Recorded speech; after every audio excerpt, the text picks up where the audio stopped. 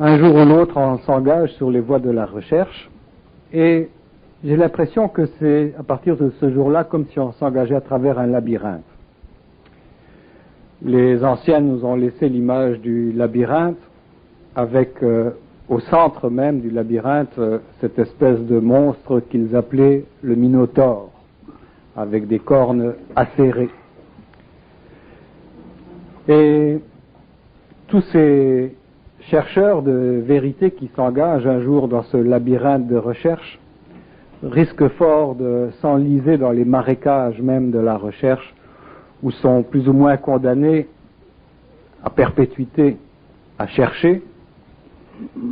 Malheureusement, cette recherche est sanctionnée souvent par le temps.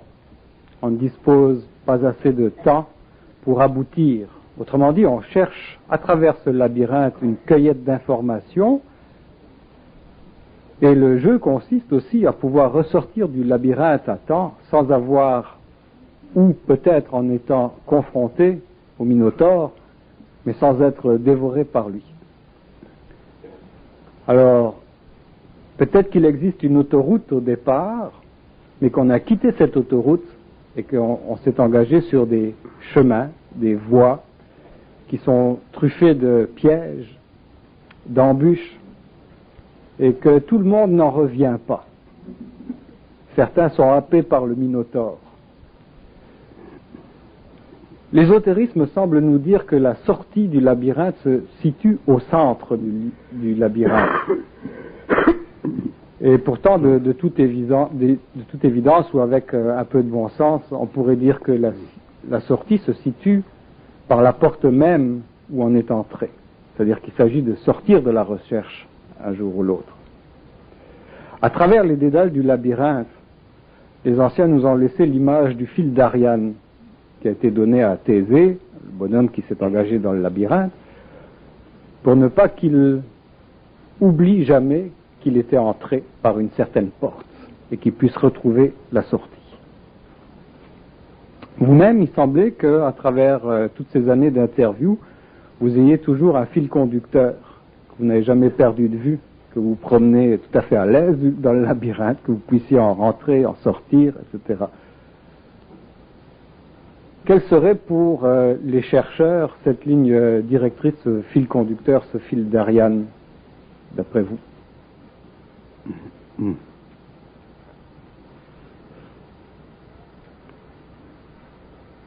Qui est le Minotaure aussi?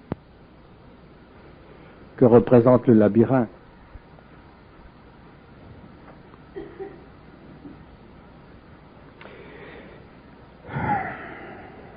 Est-ce que c'est bon d'entrer dans le labyrinthe? Qu'est-ce qu'on y gagne?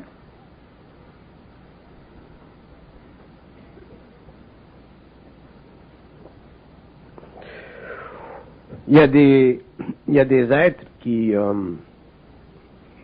sont plus attirés que d'autres dans le labyrinthe. Ils ont une grande sensibilité. Ils vivent une certaine souffrance intérieure. Ne sont pas satisfaits des recherches, ou plutôt des réponses qui leur ont été données. Pour quelle raison est-ce qu'on s'engage dans ce labyrinthe de recherche? On s'engage parce qu'on souffre. L'homme souffre, donc il s'engage. Rechercher, entrer dans le labyrinthe, ça équivaut à se découvrir. Pourquoi on veut se découvrir? Parce qu'on est divisé. On veut faire une synthèse. Pourquoi on veut faire une synthèse? Parce qu'on n'a pas de science. Pourquoi on cherche une science? Parce qu'on est ignorant. Pourquoi on est ignorant? Parce qu'on n'a peut-être plus la mémoire de notre savoir. Parce qu'on n'a plus la certitude de notre savoir. L'homme a perdu la certitude de son savoir à partir du moment où il a été confronté à ce que nous appelons les vérités ou la vérité. À partir du moment où l'homme est confronté, ou à partir du moment où l'homme est donné de connaître une vérité, il s'éloigne de la certitude de son savoir. Une vérité, c'est toujours relatif. La vérité d'un bouddhiste, la vérité d'un mahomédan, la vérité d'un chrétien, la vérité d'un juif, la vérité d'un homme est toujours relative, elle est toujours conditionnelle à la mémoire de sa race, de sa nation, de sa culture, de sa civilisation. Et l'homme ayant perdu la certitude de son savoir, s'est abîmé graduellement le front en cherchant la vérité. Et ça, c'est ça qui l'a amené, qui l'a attiré dans le labyrinthe. Je n'ai pas d'objection à ce que l'homme entre dans le labyrinthe, parce que entrer dans le labyrinthe, c'est investiguer. C'est investiguer les sous-plans de la réalité matérielle. Donc, c'est normal que l'homme veuille entrer dans le labyrinthe, voir ce qui se passe dans les cavernes obscures de l'existence, voir ce qui se passe, ce qui se trame dans les bas-fonds de sa propre conscience. Cependant, dans la mesure où l'homme, et je parle de l'homme moderne, je parle de l'homme nouveau, dans la mesure où ce dernier sera dit, sera expliqué, sera reconfronté avec les anciens principes, autrement dit, les principes qui antidatent la rupture du contact entre l'ego et sa source, à ce moment-là, l'homme sera obligé de vivre une certaine recherche pour briser la monotonie, la solitude de son existence, pour avoir l'impression de participer à quelque chose de vivant. Mais lorsque l'homme fait de la recherche, ce n'est pas qu'il participe à quelque chose de vivant, c'est qu'il ne fait que réajuster, réorganiser ce qui est déjà mort. Donc, il vit un certain mouvement qui lui donne ou qui lui crée l'appétit, qui lui donne l'impression d'une vitalité, mais dans le fond, il ne fait que remuer d'anciennes mémoires. Et en remuant d'anciennes mémoires, il a l'impression de s'assurer une certaine connaissance. Et il ne s'agit pas pour l'homme de remuer d'anciennes mémoires. Il s'agit de vivre mentalement au-delà des anciennes mémoires. Et ceci demande une très grande force mentale, c'est-à-dire un éloignement de plus en plus grand, de plus en plus intégral, au-delà de la vérité, au-delà de la polarité de la vérité. Les hommes ont aimé le mot vérité pendant des millénaires parce que la vérité contrastait avec le mensonge. La vérité des uns était le mensonge des autres, le mensonge des uns était la vérité des autres. Et les hommes englobés dans une sorte d'enveloppe sociale, raciale, autrement dit dans une mémoire historique qui les sécurisait, pouvaient facilement s'attitrer d'une vérité ou repousser un mensonge. Mais dans un cas ou dans l'autre, ils devenaient victimes de la polarité du vrai et du faux. Et l'homme nouveau, l'homme conscient, l'homme des prochaines générations, l'homme qui reconnaîtra finalement la relation entre lui-même et l'aspect absolu de sa conscience, sera obligé de tourner son dos à la recherche. Dans ce sens que la recherche ne sera que l'aboutissement du mouvement de son ignorance qu'il réalisera un jour, parce que la recherche mène toujours à la découverte d'une vérité ou d'une autre. Pourquoi la recherche ne se finalise pas? Pourquoi la recherche n'est jamais terminale chez l'homme? Pourquoi les mystiques, les philosophes, les êtres religieux, spirituels ont fait de la recherche et sont passés d'une recherche à une autre? Pourquoi? Parce que la vérité, c'est la lumière que la recherche semble projeter à la conscience humaine, Et lorsque l'homme se rapproche de cette lumière, il s'aperçoit qu'elle n'est pas totale, qu'elle n'est pas intégrale, qu'elle n'est pas lui-même, mais qu'elle est l'expression d'une autre intelligence, d'une autre science, d'une autre croyance, d'une autre dimension de son réalité à lui. Donc, il devient piégé par la recherche et dans ce processus-là, il affaiblit les forces créatives de son ego pour les remplacer par les forces spirituelles de l'âme. L'homme ne doit pas oublier qu'il est un être de matière. Il ne doit pas oublier sa fonction sur le plan matériel, c'est de créer, d'établir les bases d'une civilisation créative, vivante, harmonique, puissante dans la génération de sa propre lumière. Mais si l'homme fait une recherche qui n'est pas suffisamment éloignée de la polarité, il va spiritualiser son être, donc il va s'éloigner de la civilisation, il va se renfermer dans un certain cafard personnel, et le reste du monde va continuer dans son malaise, et lui ne pourra pas vibrer dans le monde une énergie suffisamment puissante pour corriger cette civilisation. Et le danger historique profond de la recherche spirituelle, du mouvement de l'homme vers le Minotaure, c'est que cet homme qui recherche finit toujours seul, il finit toujours par travailler seul.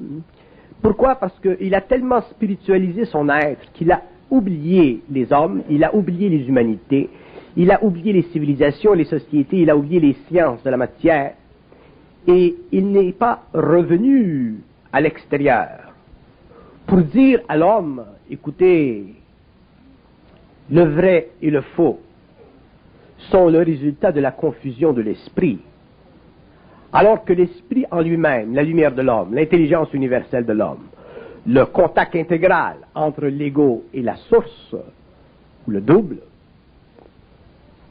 ne peut pas être confus. Il n'y a pas de confusion dans l'esprit. Donc, il ne peut pas avoir de polarité dans l'esprit.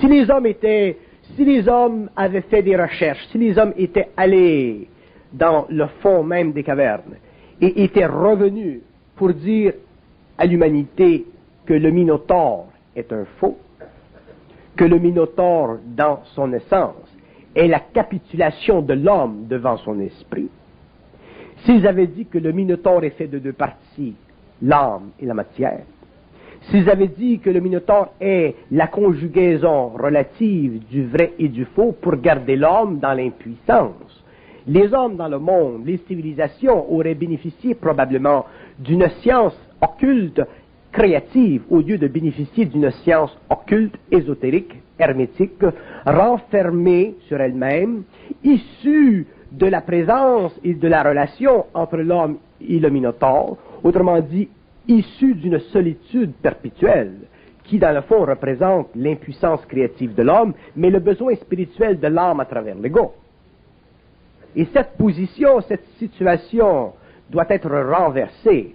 Viendra un jour dans l'évolution où les hommes ne pénétreront plus dans la caverne du Minotaure parce qu'ils sauront à l'extérieur même de la caverne que déjà le Minotaure est une relativité qui ennuie l'esprit, mais qui amuse l'ego, donc spiritualise l'être, pour le garder de plus en plus dans cette convention d'attitudes mentales et spirituelles qui ont déformé les religions, déformé les philosophies, occultifié et ésotérisé certaines pensées, pour continuer à garder l'humanité aujourd'hui, à la fin du XXe siècle, dans une ignorance des mondes invisibles tellement grande que c'est absolument aberrant, alors que dans un même mouvement, l'homme, sur le plan de la science, de la matière, est arrivé quand même, tout de même, à faire des choses qui sont vraiment utiles pour une humanité qui, encore, ne dispose pas des moyens pour utiliser les forces subtiles de la nature et leur donner une impulsion. Donc l'homme est un infirme aujourd'hui.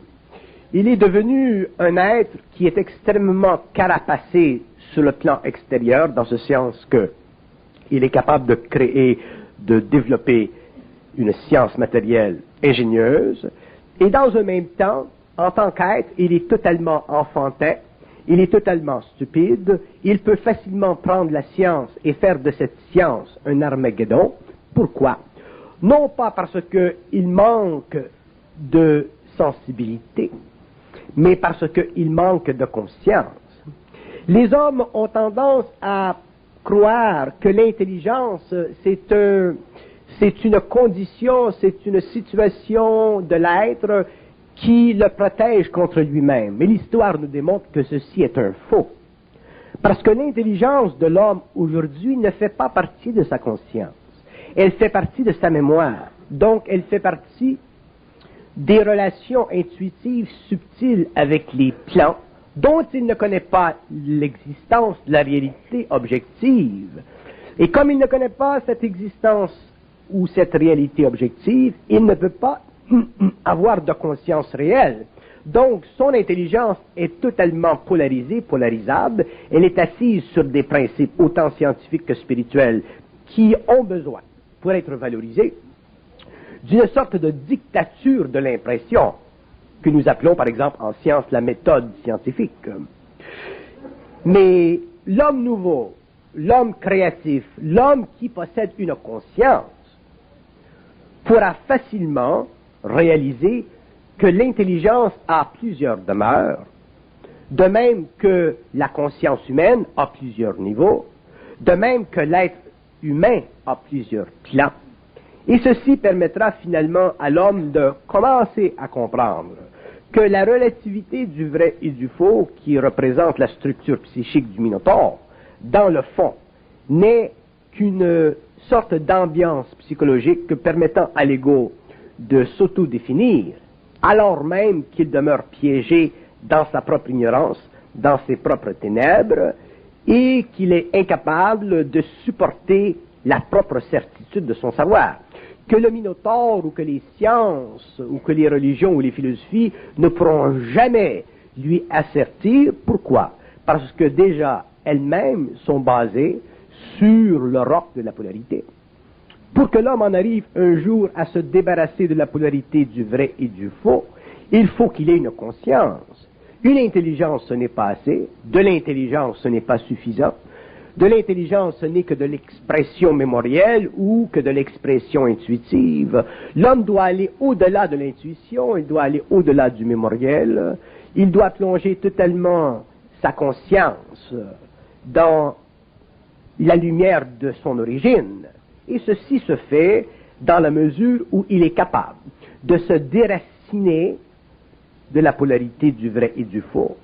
Et ceci demande une grande force mentale parce que l'homme est un être qui possède quand même un corps émotionnel très actif.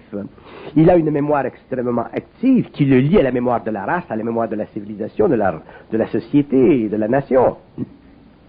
Et aucune de ces entités ne peut lui dire qu'il est grand. Elles sont obligées de lui dire qu'il est petit parce qu'elles doivent être grandes au-dessus de lui pour le dominer. Ça fait partie du jeu des forces de Shambhala et de l'Agatha. Ça fait partie des forces de l'involution qui dominent la conscience humaine. Donc si l'homme veut savoir, il doit être suffisamment puissant, se tenir devant la caverne du Minotaure et de retourner le dos au Minotaure et de crier aux hommes qui sont dans le monde, dans la rue, que le Minotaure est déjà une entité divisée contre elle-même, que lui, s'il la rencontre, s'efforcera de le diviser contre lui-même. Mais l'homme va dire, l'homme, s'il est faible, il va dire, ah, il faut que j'aille quand même voir le Minotaure. Peut-être que le Minotaure a quelque chose à me faire comprendre. Peut-être que le Minotaure a une vérité millénaire. Peut-être que le Minotaure a une grande science. À partir du moment où l'homme tourne son visage vers le Minotaure, il ne peut plus contempler sa propre réalité parce qu'il a déplacé sa réalité dans la caverne, au lieu de la garder à l'extérieur de la caverne, la faire exploser dans le monde. Mais ceci demande un homme conscient. Ceci demande que l'homme soit suffisamment conscient pour savoir ce qui est dans la caverne sans y aller. C'est probablement le plus grand tour de force que l'homme puisse faire. Savoir ce qui se passe dans la caverne sans y aller. Et si on dit à l'homme, mais toi, tu ne veux pas y aller dans la caverne? L'homme va se dire, mais oui, j'ai pas besoin d'y aller dans la caverne, je sais qu'est-ce que c'est le Minotaure, je sais qu'est-ce qu'il va demander le Minotaure. Et on va dire, mais donne-nous une preuve que tu sais ce que le Minotaure est et ce qu'il va demander. Et l'homme n'a qu'à parler, et ceux qui voudront vérifier sa parole par rapport à ce que le Minotaure représentera, exprimera, verront qu'une fois qu'ils sont dans la caverne, effectivement, l'homme à l'extérieur sait. Ceci n'a pas été expliqué par les Grecs. Et je vais vous dire pourquoi. Je vais vous expliquer la civilisation grecque à ma façon. La civilisation grecque, c'est une civilisation qui avait été formée sur les restants, sur les pièces fumantes de l'Égypte. La civilisation grecque a voulu récolter, reprendre ce que les Égyptiens semblaient avoir perdu. La civilisation grecque a voulu constater que probablement les Égyptiens avaient pris conscience de certaines choses qui valaient la peine d'être revalorisées. Platon. Mais si les Grecs avaient étudié la civilisation égyptienne, ils auraient réalisé que déjà au temps pharaonique, la première époque de la dernière époque, autrement dit 4000 ans BC, Ramsès, que ces hommes étaient déjà le produit de l'éteinte, de l'aboutissement, de l'anéantissement d'une très grande civilisation qui était l'Atlantide. Donc, ce que les Égyptiens avaient connu, reconnu, ce qu'ils avaient caché dans leurs archives, ce qu'ils avaient étudié pendant des siècles, n'était que le résultat extrêmement infime d'une science qui avait déjà été très grande. Donc, les Grecs ont pris de l'Égypte ce qui restait de la mort de l'Égypte. Donc, les Grecs n'étaient que les somnambules de l'Égypte. Mais dans nos écoles et dans nos universités, on ne parle pas comme ça, parce que dans nos écoles, nous avons une mémoire, nous avons des textes, nous avons une histoire que nous devons protéger, afin de maintenir et de créer un nouveau fil d'Ariane. Mais un fil d'Ariane qui, au lieu d'aller de l'extérieur de la caverne vers l'intérieur de la caverne, va de l'extérieur de la caverne et se prolonge dans le monde. Autrement dit, le Minotaure a été sorti de la caverne et a été projeté dans le monde. Et c'est ce que les Grecs ont fait. Le plus grand péché de la Grèce a été de créer la polarité et d'instruire les hommes dans la façon de penser rationaliste. Et cette façon de penser rationaliste qui a amené les hommes à étudier la matière et à philosophiser sur le droit commun de l'esprit de l'homme, c'est-à-dire sur son existence, a fait que les Grecs, pour nous qui étions en dehors de la caverne, sont devenus les premiers éclaireurs de l'homme sur le plan mental inférieur. Donc, les Grecs représentaient l'expression du Minotaure à l'extérieur de la caverne. Les anciens, les Égyptiens, représentaient l'origine de la discussion occulte, astrale, philosophique à l'intérieur de la caverne. Et l'homme, lui, était pris entre les deux. Mais comme il était en dehors de la caverne, il lui était plus facile d'aller vers l'extérieur et suivre le mouvement des Grecs que de retourner à l'intérieur de la caverne et suivre et reprendre le mouvement des Égyptiens. Donc, nous avons eu une civilisation occidentale qui a donné naissance à une forme de pensée qui scindait en deux la réalité, c'est-à-dire qui préconisait d'une part le rationnel et qui préconisait d'une autre part le support rationnel, l'invisible, et les choses qui étaient impalpables que nous avons trouvées dans Platon. Donc l'homme, à partir de ce moment-là, déjà avancé en âge, c'est-à-dire beaucoup plus loin dans l'histoire de l'humanité que la race adamique, était déjà bouleversé dans son rôle de scientifique, c'est-à-dire dans son rôle de personne pouvant savoir. Et à partir de la Grèce, l'homme n'a jamais pu savoir. Si la Grèce n'était pas venue et que l'homme aurait été ou serait demeuré plus près de l'Égypte, s'il était allé plus souvent dans les archives, s'il était retourné plus souvent au Minotaure, si ceci aurait fait partie de sa culture, autrement dit, si la civilisation humaine avait été plus occulte, à ce moment-là, probablement qu'aujourd'hui, nous aurions découvert des choses un peu comme de grands esprits au 19e siècle, Kardec par exemple, ont découvert, dans ce sens qu'ils ont réalisé que le monde des esprits, c'est un monde qui ne peut jamais donner à l'homme de la vérité. Donc déjà, les hommes auraient su que la vérité n'existe pas, et si elle n'existe pas de la part des hommes, comment voulez-vous qu'elle existe de la part des esprits qui sont déjà au-delà de la matière? Donc l'homme a été bouleversé, il est aujourd'hui bouleversé, il a eu peur du Minotaure, certains sont allés et se sont confondus avec lui, d'autres sont demeurés à l'extérieur et ont étendu la recherche humaine vers le rationalisme, les Grecs, et le pauvre homme, lui, le petit homme, a connu la polarité depuis ce temps-là. Il a connu la polarité de son être, il a été prisonnier du vrai et du faux, il a été prisonnier du conscient et du subconscient.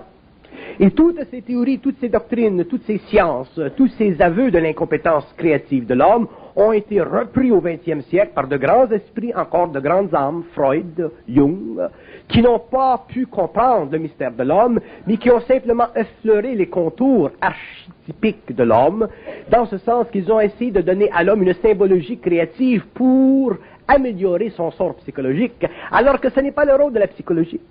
Le rôle de la psychologie, ce n'est pas d'inventer des symboles pour essayer de déterrer dans l'homme les cadavres de sa conscience.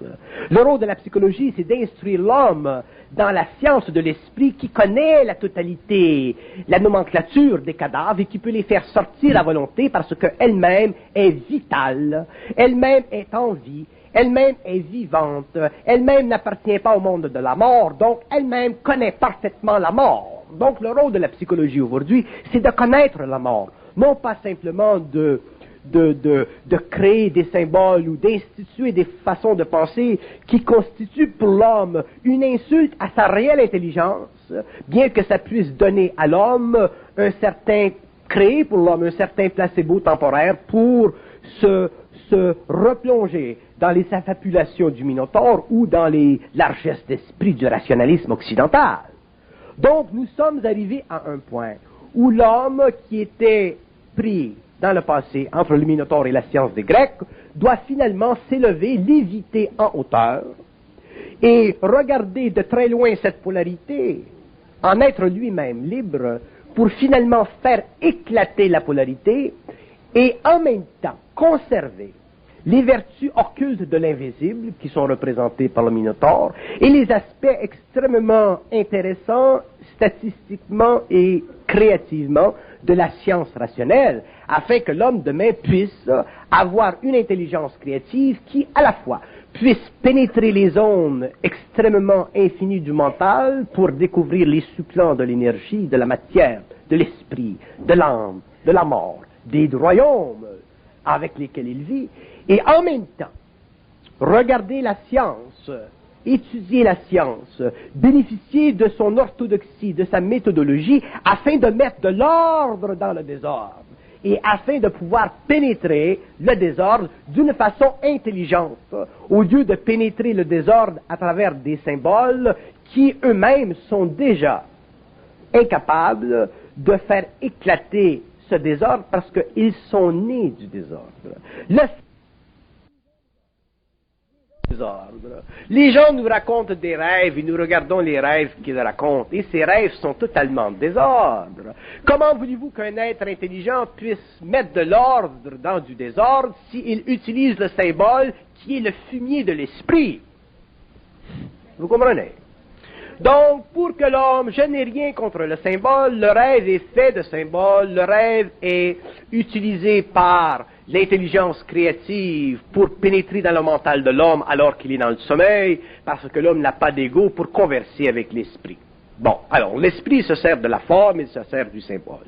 Mais si l'homme est dans son esprit, si l'homme a de l'intelligence lorsqu'il s'éveille et qu'il regarde le symbole que l'esprit ou son double lui utilise pour faire vibrer en lui une certaine conscience, à ce moment-là, l'homme n'est plus prisonnier du symbole, il va simplement se servir du symbole comme une clé pour faire vibrer son mental et s'instruire lui-même de la façon dont son esprit voit la nature de sa vie maintenant. À ce moment-là, l'homme peut facilement, main à main avec son esprit, dénouer la totalité de cette fabrique somptueuse qui est le rêve, se libérer de la symbologie qui a été amenée à un apex de glorification par Jung, et s'instruire simplement de la vibration créative de son mental pour faire éclater le symbole, ne jamais être empêché par le symbole de vivre émotivement ou de vivre mentalement, mais de réaliser que le symbole n'est qu'une clé vibratoire utilisée par l'esprit qui ne peut pas lui parler intelligemment dans le rêve parce qu'il est assoupi dans sa conscience. Donc, l'homme, une fois qu'il aura fait la synthèse du vrai et du faux, il aura commencé à fracasser, à briser le symbole, et lorsqu'il aura brisé le symbole, il s'apercevra que le symbole n'a d'autre fonction sur le plan psychique que de le forcer à réaliser la certitude de son mental. Mais tant que l'homme ne pourra pas vibrer de la certitude de son mental, il sera obligé de vivre la symbologie psychique de son rêve, donc il sera obligé de vivre dans l'aspect mental kafkaesque de son ego. Il n'aura pas de conscience suffisante pour s'instruire de ces élocutions brumeuses, il n'aura pas suffisamment d'intelligence pour faire éclater la forme, donc il sera constamment étouffé par la brume et il n'aura jamais la certitude de son intelligence. L'homme est un être qui, a priori, possède un contact avec un absolu. Ce contact avec son absolu, ce contact psychique est inégalé. Dans la structure normale des relations entre l'ego matériel conscient et les archives mondiales, les archives universelles, les archives interplanétaires, les archives du plan mental. C'est inégalé. Il n'y a pas un homme qui ne possède pas en lui-même la capacité de savoir, mais tous les hommes sont détournés de cette capacité parce que ils ont été prisonniers du Minotaure et de la science des Grecs. Ils ont été divisés entre le vrai et le faux.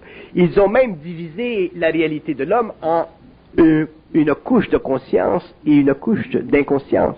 Même la conscience de l'homme est inconsciente.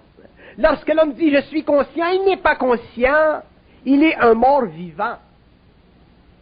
Et l'inconscient ou le subconscient dont parlent les psychologues ne sont que les sous-plans de cette inconscience. Un homme conscient,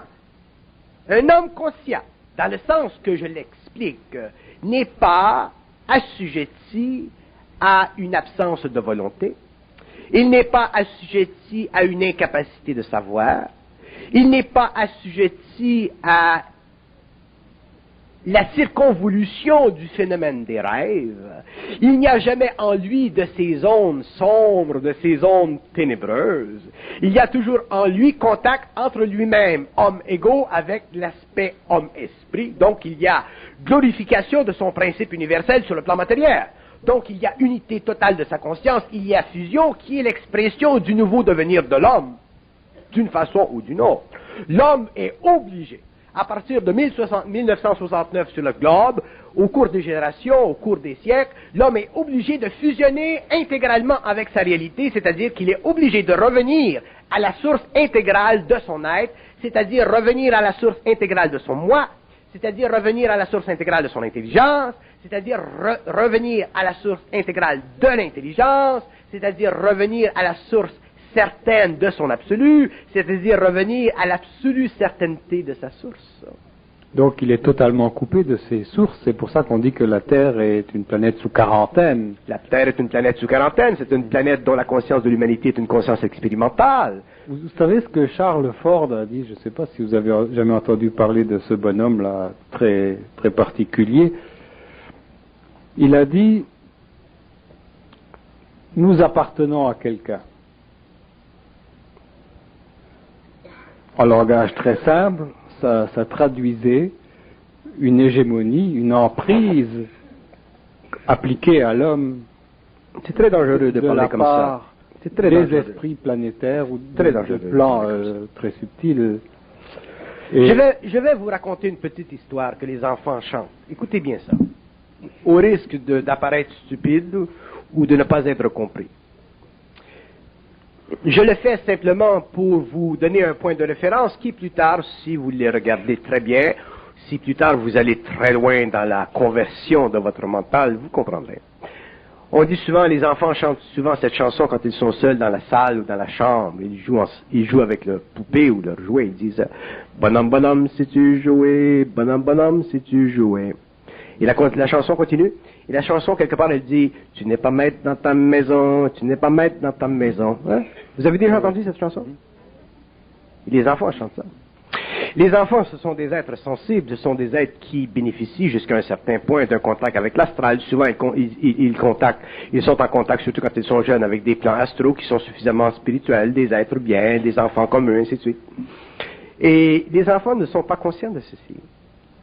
Autrement dit, la perversion de la conscience humaine est à un tel point inégalé sur la Terre qu'il n'y a aucune planète dans le cosmos qui est aussi ignorante que nous.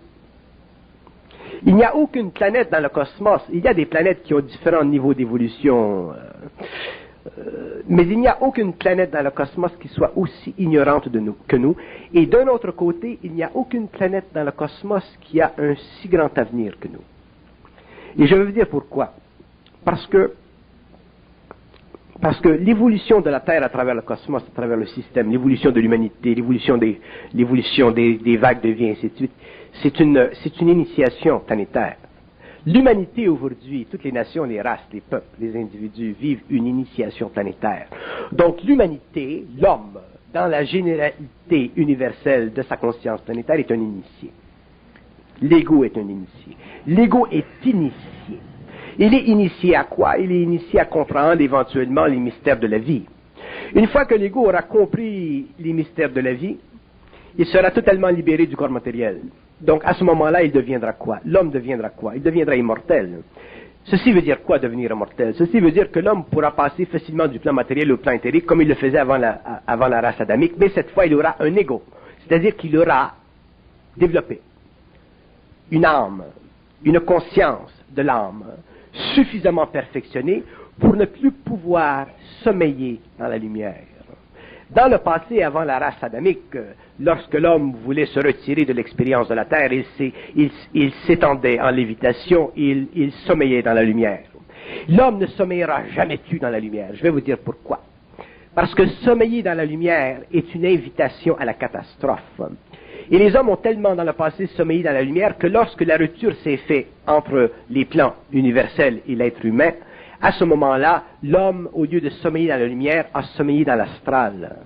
Et c'est là qu'a commencé le monde de la mort. C'est là qu'a commencé le phénomène de la mort. La mort, c'est un sommeil. Et l'homme sur la terre est tellement connecté à la mort qu'il est un mort vivant. Donc, il est lui-même, il sommeille lui-même dans la mort. Et c'est pourquoi l'homme, le jour ou la nuit, rêve. C'est pourquoi l'homme sommeille. C'est pourquoi l'homme est obligé de récupérer ses forces dans le sommeil. Pourquoi? Parce que il a déjà sommeillé dans la lumière et ensuite il a sommeillé dans la mort. Et l'homme passera à une étape d'évolution nouvelle où il ne sommeillera plus. L'homme étendra son corps matériel, c'est le corps matériel qui sera en repos. Mais le corps éthérique sera sorti du corps matériel. L'homme sera totalement conscient de son corps matériel. L'homme pourra être très très très loin sur la terre, très très loin sur les autres plans, et savoir que son corps éthérique, son corps matériel est totalement en repos. Et lorsque l'homme voudra reprendre ses activités avec le corps matériel, il reviendra dans son corps matériel et il continuera son travail. L'homme ne sommeillera plus. Le corps matériel sera simplement en repos, mais son esprit sera totalement éveillé. Donc le sommeil, qu'est-ce que c'est? Le sommeil, c'est une condition qui fait partie de l'évolution. C'est une condition qui fait partie d'une expérience très très lointaine de l'homme. Au début, le sommeil de l'homme n'était pas néfaste parce que l'homme sommeillait dans sa lumière, c'est-à-dire qu'il était pendant une certaine période de temps en repos d'esprit, c'est-à-dire que le contact avec les circuits universels était suspendu pour que lui puisse ne pas regarder dans les mystères de la vie. Et lorsque l'homme revenait dans l'action, lorsqu'il revenait sur le plan matériel, à ce moment-là, il pouvait regarder dans le mystère de la vie, mais à travers ce qui lui était présenté.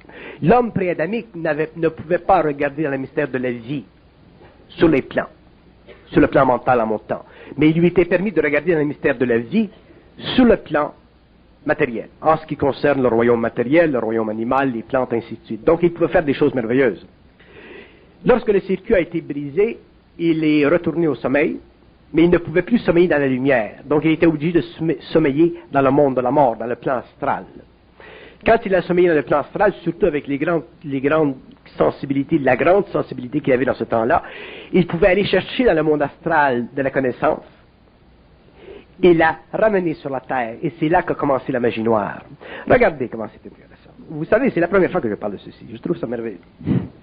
Écoutez.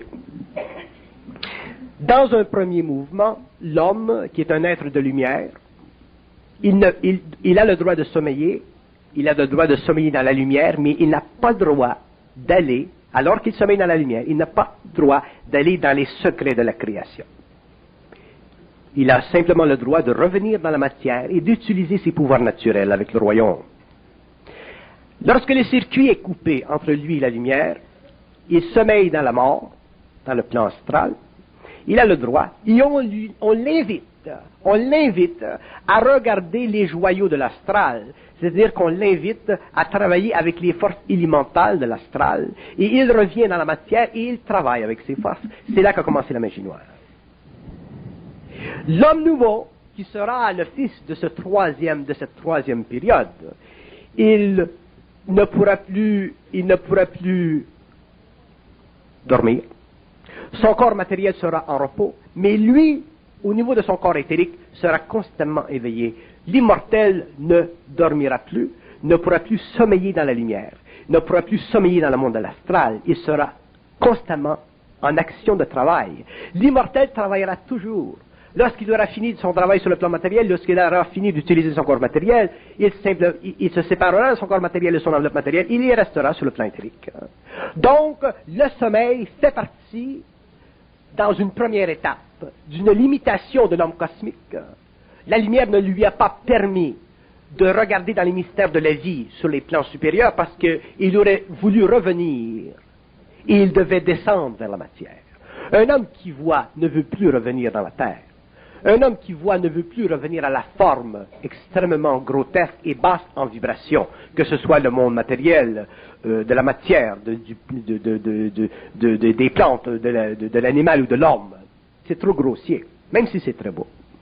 Donc, on lui a empêché d'aller puiser dans les sciences de la lumière, mais on lui a permis d'utiliser le pouvoir de la lumière. Ensuite, on lui a permis d'aller dans le monde de l'astral, mais cette fois, parce qu'il était déjà en connivence, en complicité inconsciente avec le monde de la mort, on lui a permis de ramener dans le monde de la matière ses pouvoirs. Comme je disais, la magie noire.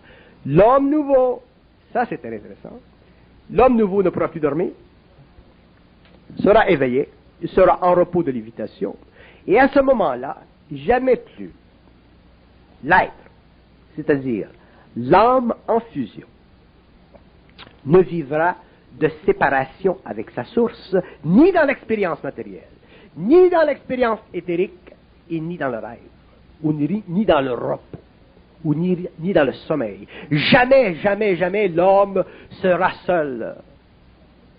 Et qu'est-ce que ça veut dire pour un être humain ne plus jamais être seul? Autant lorsqu'il est dans la matière que lorsqu'il est sur le plan éthérique, parce qu'il n'y a pas de différence. Un être humain qui est en fusion de conscience sur une planète ne peut plus connaître la solitude. Pourquoi? Parce qu'il a arraché au Minotaure son masque et il a limité la gestion rationnelle de l'intelligence. Donc, il regarde le Minotaure, il regarde le rationalisme, il regarde la polarité et s'élève lui-même mentalement au-dessus de cette condition évolutive. Et à partir du moment où il s'élève au-dessus de cette condition évolutive, il est libre. Il est libre. Il n'a plus de libre arbitre. Il n'a plus besoin de libre arbitre. Il est libre parce que le libre arbitre fait partie de la subjectivation de l'ego à une structure de vie ou d'existence dont il n'était absolument pas dans la certitude de son mental, conscient. Donc, le libre arbitre, pendant l'évolution, a été une façon utilisée par les forces de donner à l'homme, à l'ego, à l'âme en expérience, l'impression d'une liberté afin qu'elle puisse faire le cheminement, la recherche qui l'amenait au Minotaure, qui l'amenait à travailler en complicité avec les forces astrales pour utiliser de plus en plus les pouvoirs occultes de l'astral demain contre l'homme qui lui-même était en dehors de la caverne et qui représentait l'autre côté des gouvernements invisibles travaillant à travers l'intellect rationnel, qui sont les forces arimaniennes. Dans le cosmos, il y a deux plans de force. Il y a les forces arimaniennes qui travaillent avec la science, il y a les forces lucifériennes qui travaillent avec l'esprit. Les deux forces sont totalement indépendantes l'une de l'autre, dans ce sens que chacune a son propre gouvernement. Elles ont leur propre fonction. Une se sert ou utilise l'esprit de l'homme pour le développement et la perpétuité du pouvoir occulte sur son esprit, qui amène l'homme à être incapable dans son mental de réaliser l'absolue certitude de son savoir, afin qu'eux puissent maintenir leur domination sur l'homme. Et vous avez les forces arimaniennes qui se servent du rationalisme humain, qui lui-même est une limitation psychologique de ses sens, pour créer dans le monde de l'impression suffisamment d'énergie pour garder l'homme encapsulé dans un matérialisme monstre, qui fait que l'être est de plus en plus divisé entre une extrémité interne minotauresque et une extrémité externe rationaliste cartésienne. Donc, les forces occultes de l'homme s'occupent constamment de séparer l'être, de diviser l'être. Et l'homme, lui, sensible à un besoin d'unifier sa réalité, va vers l'intérieur comme il va vers l'extérieur. Il fait une recherche dans la science rationaliste ou dans la science occulte. Pourquoi? Pour bander ses plaies, pour unifier son être-té. Et il ne comprend pas que ce n'est ni dans le rationalisme et ce n'est ni dans l'occultisme qu'il peut diviser les forces. C'est dans l'intégration de celles-ci, c'est-à-dire dans sa capacité de se soulever au-dessus d'elles. C'est pour ça que je suis contre la recherche. Je ne suis pas contre la recherche dans le sens que la recherche n'est pas bonne. Je suis contre la recherche dans le sens que la recherche, ultimement, ne représente pas la porte, l'extériorisation, la finalisation absolue de la conscience humaine. Elle ne représente que l'expression de l'âme souffrante allant vers la science cartésienne ou allant vers la science occulte pour cesser de souffrir afin de résoudre la dichotomie de cette tradition qui fait partie de la mémoire de la race. Donc, lorsque je dis que je suis contre la recherche, je ne suis pas contre la recherche. On ne peut pas être contre le mouvement. Mais on peut être contre la qualité conceptualisée du mouvement. On peut regarder le mouvement de l'homme vers la recherche cartésienne, on peut regarder le mouvement de l'homme vers la recherche intuitive ou mystique, et on peut dire, ah, là, il y a une limitation. Là, il y a une limitation, si vous voulez bien regarder à partir de notre plan. C'est dans ce sens-là que la recherche aboutit à quoi? Elle aboutit à la désoxygénation du mental. Elle aboutit à l'hyperdéveloppement de certaines facultés. Le physiciste qui a 3 doctorats, qui fonctionne simplement par rapport à une stratégie des nombres, est incapable de dédoubler sa nature et de faire vibrer en lui la moindre intelligence créative, mais il est capable de faire vibrer beaucoup d'intelligence basée sur la mémorielle de la race, sur le mémoriel des consciences des cellules et recréer dans le monde, pour le plaisir de l'homme et aussi sous la domination des forces arimaniennes, des conjonctures matérielles ou que nous appelons le monde de la consommation ou le monde de la science. Lorsque vous avez des scientifiques comme Leibniz et d'autres qui, dans un même temps, sont capables de développer des systèmes de mathématiques intégrales, qu'est-ce qui se passe? Il y a une synchronicité, on dit. Jung et d'autres ont parlé de synchronicité. Un bonhomme en Europe là et un autre bonhomme dans une autre partie de l'Europe. Dans un même moment, on arrive à développer une même thèse. Il y a constamment dans le monde un afflux ou un influx de télépathie synchronique. Il y a constamment dans le monde un afflux de synchronicité qui bouleverse le rationalisme et qui fait plaisir à l'intuition. Et nous ne sommes pas capables de nous élever au-dessus de ce masque qui démasque l'homme et qui garde l'humanité dans un empoisonnement catégoriel de sa réalité, parce que nous ne sommes pas capables de comprendre qu'est-ce que c'est la synchronicité. Nous sommes capables d'observer la synchronicité, nous sommes capables de dire « Ah, cet homme-là a vécu telle chose dans un même temps que l'autre ». Mais qu'est-ce que c'est la synchronicité? Qu'est-ce que c'est sur une planète expérimentale? Le fait, observer, que 2 êtres, 3 êtres, une quantité d'êtres puissent dans un même temps vivre une expérience qui en elle-même représente le dédoublement d'une perception personnelle. C'est que vous avez sur le plan astral des entités, des intelligences qui utilisent la vibration presque semblable de 2 cerveaux matériels pour instruire 2 cerveaux matériels d'une même quantité d'informations pour créer dans le monde la distinction entre un rationalisme qui est sans ambiguïté et une intuition qui est de plus en plus basée sur un phénomène qui ne peut être expliqué par les lois de la statistique. Ceci encore divise l'humanité. Les forces occultes sont très intelligentes.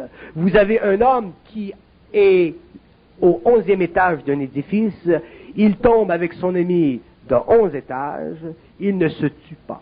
Nous allons à la banque, nous tombons sur une roche, nous nous tuons.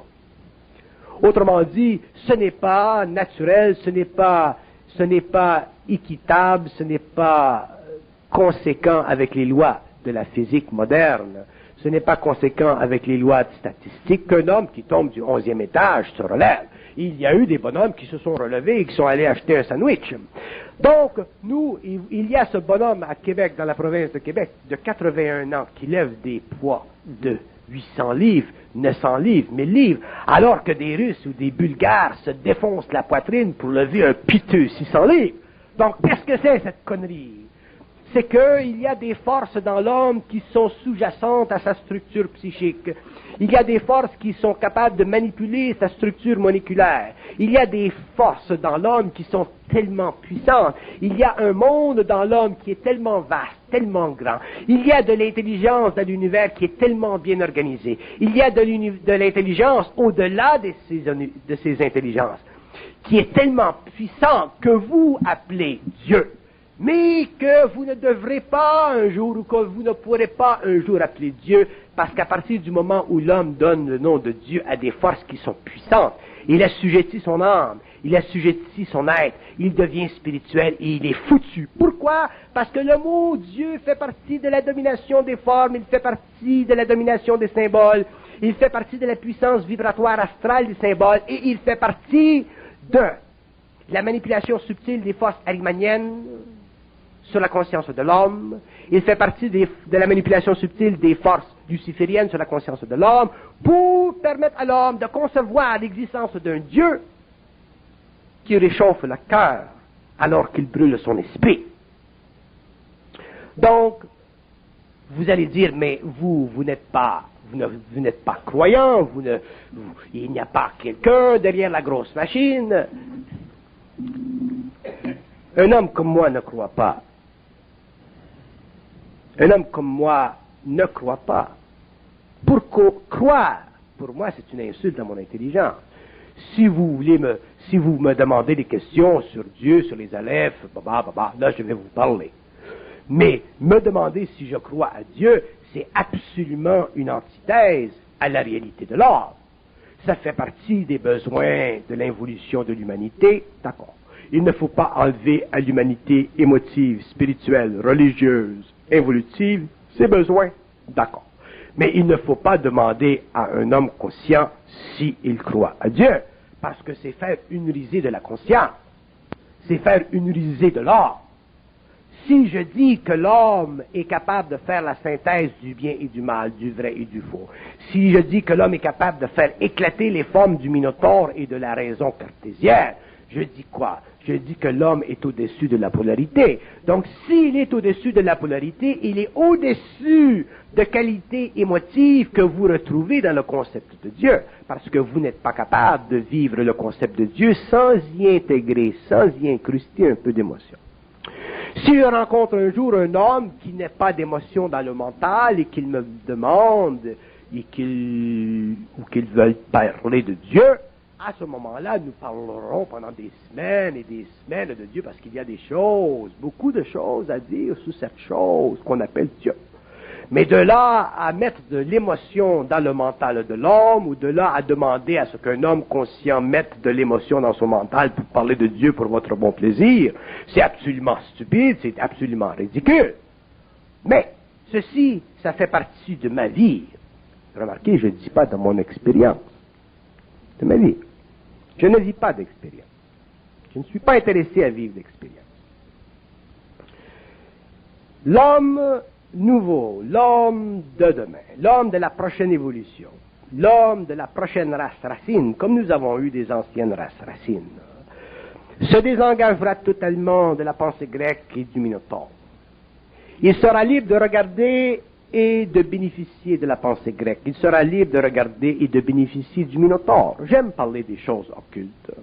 J'aime parler des choses qui font partie du substratum de la conscience humaine. J'aime parler de l'esprit, de l'âme, de la mort. C'est intéressant.